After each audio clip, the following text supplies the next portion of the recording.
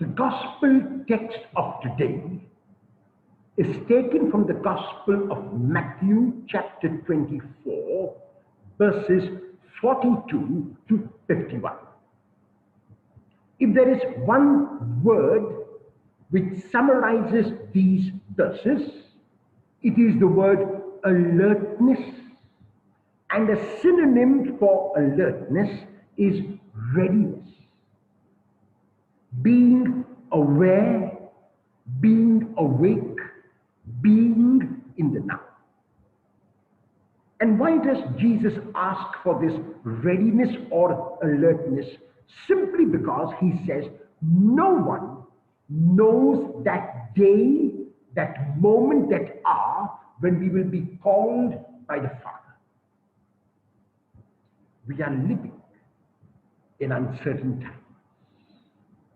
Even if in the past we lived as if we knew what was going to happen 20 years from now, now we are aware that we do not even know what is going to happen in the next moment.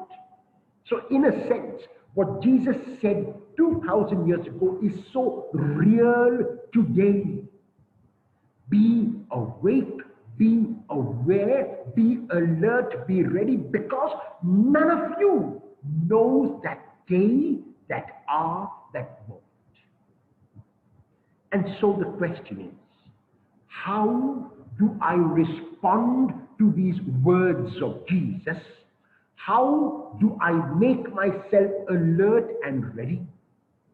I can do that by following the dictum or the motto of the Jesuit Saint John Berchmans. He lived his life largely through these three Latin words, which are age quod agis. Age quod agis means in English, do what you are doing. Do what you are doing means that I will not look too often at the past except to learn from it. I will not be obsessed with the future, but plan for it. I will live not largely, not mainly. I will live only in the present moment, in the now. And actually, it is so easy to do because really, the past moment is gone and the future may never come.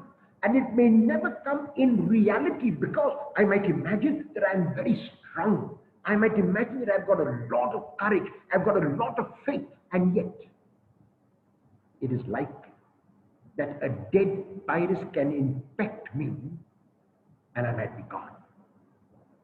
Any one of us might be gone. Life is so fragile and we are realizing the fragility of life today. And so the words of the Lord are these. You have got to remain aware, not necessarily awake. When it's time to sleep, you have to sleep, but aware at every moment. And to be aware at every moment simply means that I am doing what I am meant to do. I am engaged in the task that I am meant to be engaged in. And the task need not be external work. The task can be relaxing. The task can be my meal. The task can be my time with my family. The task can be my conversation with my friends. The task can be my work which I am doing in-house and from within the confines of my home. It can be anything. At that moment, I must be seen and doing what I am meant to do.